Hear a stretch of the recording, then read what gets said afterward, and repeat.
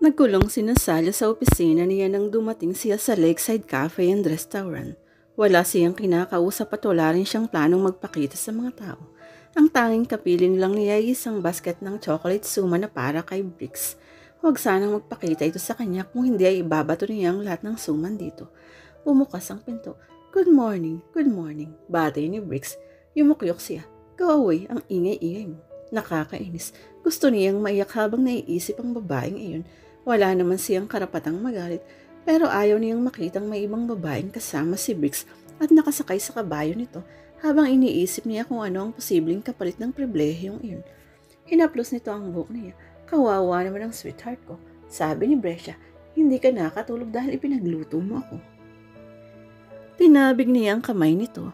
Huwag mo nga akong sweetheart, nakakadiri. Angil niya. Naiinis siya dahil binobola-bola siya nito. Hinawakan siya nito pagkatapos nitong manggaling sa babae. Initong pulos bakterya. Narinig niyang binuksan nito ang basket. Ito ba yung suman? Pahingi? Inagaw niya ang basket mula rito.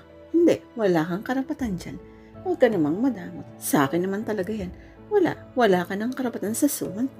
Kung gusto mo ng suman doon ka magpaluto sa isang babaeng kasama mo. Si Andy, nakita mo ba kami? Niyakap niya ang basket. Oo, nakasakay siya kay Trinity. Iyon ang freshman mare ni Briggs ay pinagkait nito sa kanya. Pinagsesilosan mo si Andy? Kaibigan ko lang yun. Ano naman ang kapalit ng pagsakay niya kay Trinity? Naiingit ka dahil iniisip mong hinalikan niya ako. Or more, hula niyang lalong niyakap ang basket. Inilapit nito ang mukha sa kanya. Kung iyan lang ang kinaiingit mo, then you are allowed to kiss me, and even more. Bago pa niya naisip ang implikasyon ng sinabi nito, ay inangkin na nito ang mga labi niya. He was kissing her with so much intensity. Nanlaki ang mga mata niya. Nag-short circuit yata ang isip niya sa sobrang init ng halik at tumigil sa pagdaloy ang dugo niya. Parang sasabog na rin ang mga tainga niya sa lakas ng ubong. Kasabay ng unti-unting pagluwag ng pagkakayakap niya sa basket ay ang pagkawala ng katinoan niya. She had been denying herself of that kiss for a long time.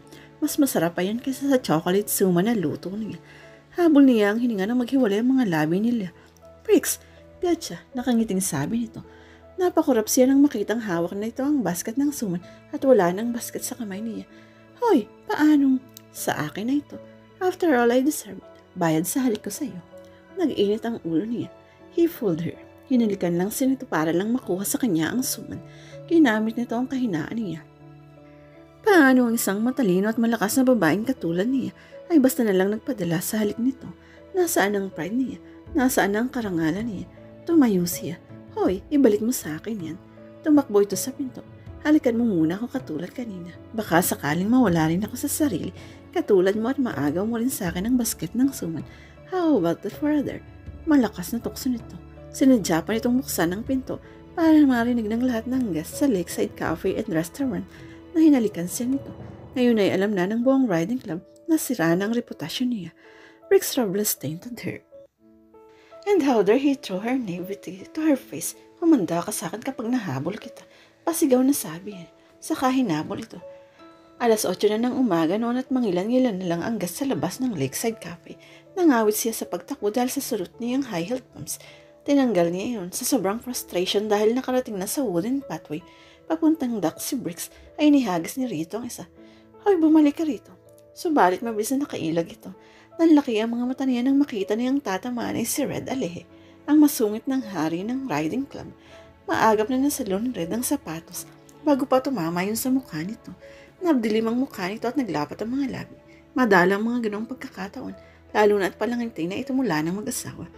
Direktang tinitigan siya nito sa mga mata. I guess this is your Cinderella. Yes, sir.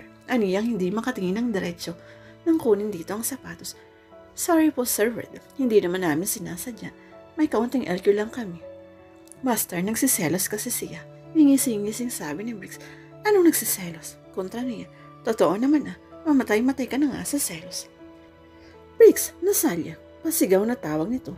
Maging ang mga tao sa paligid ay nanginginig sa takot kapag ito ang nagaligtaik pa ang pinagsamansamang delubyo sa sino ang tatamaan ng galing nito. Ito ang batas doon. Tumuwid siya sa pagkakatayo. Naramdaman niya yung maging si Briggs ay nanginginig. Tiyak na ipapatawag sila nito sa security office ni Miko. O ang mas masama pa ron, sa mismong oras na yun ay maipatapon sila sa labas ng riding club. Tulo na yan siyang itatakwil ng kanyang ama. Wala pa nga siyang boyfriend, wala pa siyang career. Kasalanan niyo ni Briggs at nang halik nito. I-report ko kay Miko ang bagong kalokohan ninyo. Sir, sorry na. Kinuha niya ang basket ng suman kay Briggs at inabot dito. Sa inyo na yan, sir. Basta huwag lang kayong magalit. Akin niyan eh. Angal ni Briggs. Siniko niya ito. Huwag ka nang umangal. Ipinagpag na rin ang mga kamay at binuksan ang basket. Suman, sa palay ko magugustuhan ni Tamara ito. Bakit di ito kasama sa menu? Ako lang ang nakakaalam magluto niyan, Sir Vern. Wika niya. Special recipe po iyan ng lola ko. Gusto ko ang amoy. Ilagay mo ito sa menu. Utos nito. Opo, sir. Kahit ipagluto ko pa kayo niyan araw-araw, okay lang. Basta wag lang kayong magalit sa akin. Huminga ito ng malalim. Gusto ko sanang magalit dahil gumagawa na naman kayo ng eksena. Pero hindi na yun ang importante. Kayong dalawang lalaban sa Mr. and Mrs. Stallion Riding Club. Ano yun? Pageant? Tanong niya. Oo, last year lang yun nagsimula, sabi ni Briggs. Isang empleyado ng Riding Club at isang member ang magkaka-partner. Kayong dalawang magka-partner. This is a prestigious pageant. Magaganda rin ang premyo natin para sa taong ito. At kailangan niyong magtulungan kung gusto niyong manalo.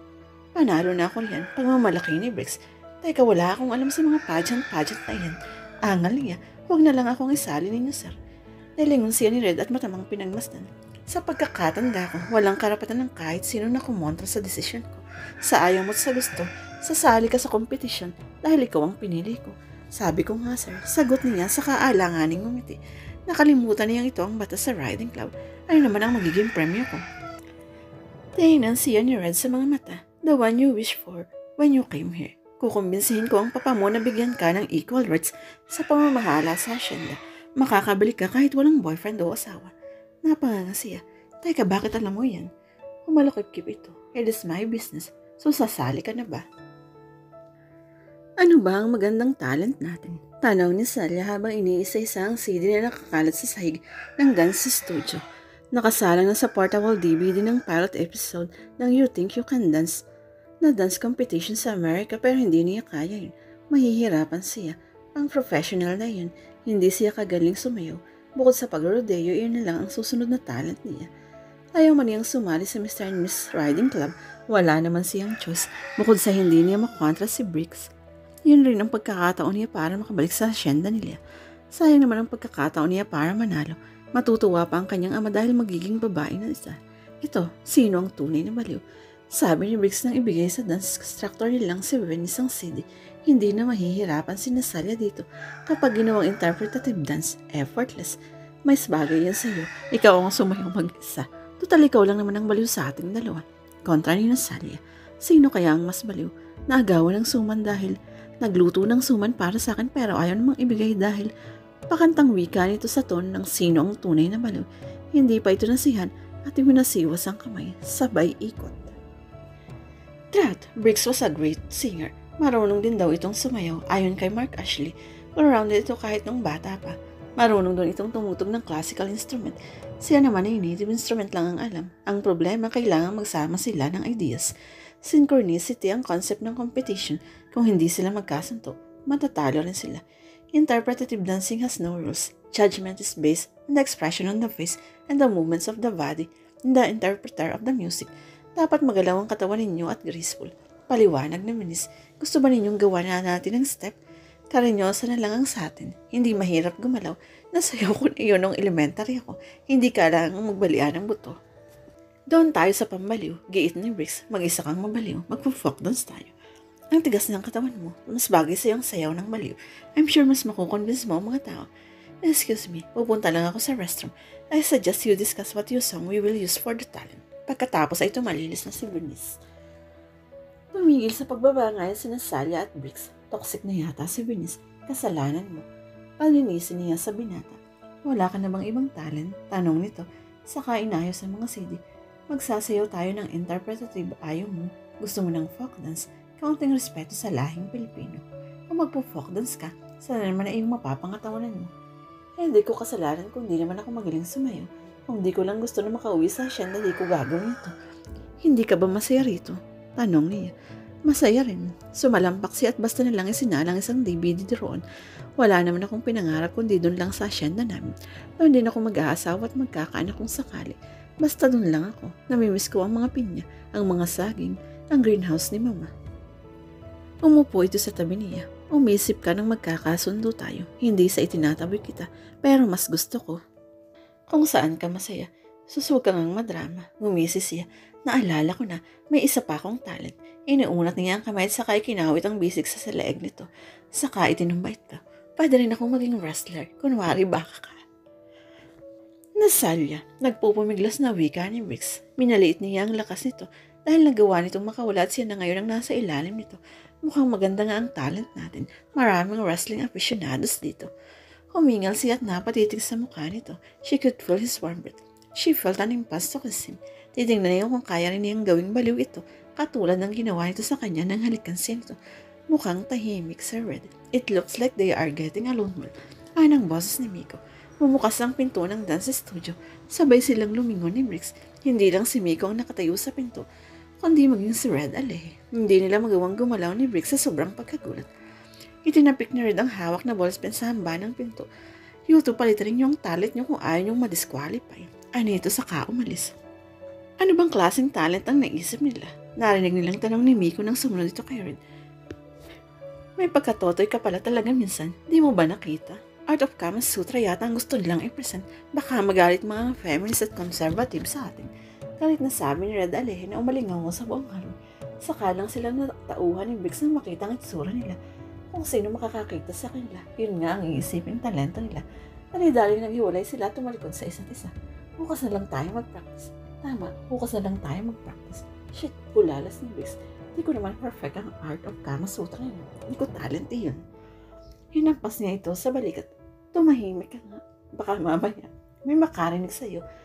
Bawat hotness points yung di kabisado yun. You don't find me hot anymore, he said in a hard voice. Ewan ko sa'yo. Lumabas yan ng dance studio. Hindi sila niniwalang hindi nito perfect yun. Sa dami ng babae nito, nagparito ang may harem. Ayaw na lang niyang isipin yun. Sa unang pagkakataon, aaminin niyang naiingit siya sa mga babaeng iyon. Rex could give his full affection to them at hindi niya mararanasan iyon. Ang alam lang nito ay halikan siya para sa isang basket ng suman. Naka-sideband si Nasalya habang nakaharap sa lake. Wala naman siyang ginagawa sa opisina kaya sinamantala niyang mag-stretch ang muscles. Kailangan niya ng sapat na enerhiya para sa seryosong practice. Nila mamaya, kung kailangan magbaliw-baliwan siya para manalo, gagawin niya. Nahihiya naman siya na Briggs at Venice kung pahihirapan niya ang mga ito. Nasalya, bad news. Sabi ni Briggs ang biglang buksan ng pinto. Kapartner niya ni Venice si Darnick dahil nag-quit si Aya. What? Wala na tayong dance instructor? I have a good idea. Pwede ka nang mag-calf roping para sa talent mo. Yun ang gagawin nating background video habang kumakanta ako. Parang music video ang concert. Magandang ideya yan. Hindi na tayo mahihirapan sa talent natin. Tinapik niya ang balikat nito. May kahenyohan ka rin pala. At ano naman ang kakantahin mo? Hot girls ng The Switch. Ibig bang sabihin pantay ang hotness level natin? Siyempre papayag ba kung maging kapartner mo kung hindi? Parang nakalutang siya sa hangin nang maisip niyang magka-calf roping siya. Namimiss kong mag-calf roping. Magagawa ko na ulit. Ipapadala rin rito ng cool chef mo si kabayo mo. Ang pinaka-paborito niyang kabayo sa asyenda. Sinabi ko sa kanya na tiyak na gusto mong siya ang makapartner mo sa calf roping. Mangiyak-ngiyak na niyakap niya ito. Briggs, ang saya-saya ko. Miss na niya ang asyenda. Pero ngayong magka-calf roping na siya, ay mababawasan ang lungkot niya. Magagawa rin niya ang pinaka-gusto niyang gawin, ang makasakay ng kabayo at makipaghabulan sa baka. Alam kong namimiss mo na ang asyenda niya. Okay lang ba yun? Hindi ba matatakot ang mga tao dahil mukha akong Amazona? Baka lalong magalit si Papa. Hinawakan ito ang balikat niya. No, panahon na para ipakita mo sa mga tao kung ano talaga ang talent mo. You are good with horses and ropes. Show them your worth. Sa palagay niya, yun ang pinakamagandang balitang narinig niya. Magagawa niya ang bagay na gustong-gusto niya. Hindi niya inaasahan na ma-appreciate din siya ni Briggs. I will do my best. Kung calf roping lang, walang problema. Kaya para makapag-practice kang mabuti, doon ka muna sa rancho ng isang kaibigan ko. Ako nang bahala sa lahat ng kakailanganin sa competition dito. Kumuwala siya sa pagkakayakap dito. Ha? Mag-isa lang ako roon. Oo, para naman mas mamiss mo ako. Parang gusto nang magbago ng isip niya sa pagpapractice sa ibang lugar. Gaano ba katagal na hindi niya makikita si Briggs? Gaano kadalas naman siyang dadalawin ito? Parang gusto niyang ipagpalit ang calf roping. Mas gusto niyang makasama ito. Kahit makiangkas na lang siya sa kabayo nito, o kahit hindi nito ibigay ang privilege na yun, basta makita lang niya ito. Sa isang iglap wala na siyang pakialam sa asyenda. sa mga baka at sa mga kabayo. Kailan pa niya mas gusto yung makasama si Briggs kaysa kagustuhan niyang makabalik sa bukid nun. Saglit lang ako magpa-practice. Babalik din agad ako rito. Bakit di ba mas gusto mong maramdamang nasa asyenda ka? Ngumiti siya. Mamimiss kita. Saka sino pa ang magtatry sa mga babae rito kung wala ako? Nakakamiss din na may kaaway. Mas gusto ko yatang mamiss mo ako dahil basta lang miss mo na ako. So did she? Hindi pa man siya umaalis, alam niyang mamimiss niya ito ng todo. It was silly. Babaguhin pa niya ang mga plano niya para dito.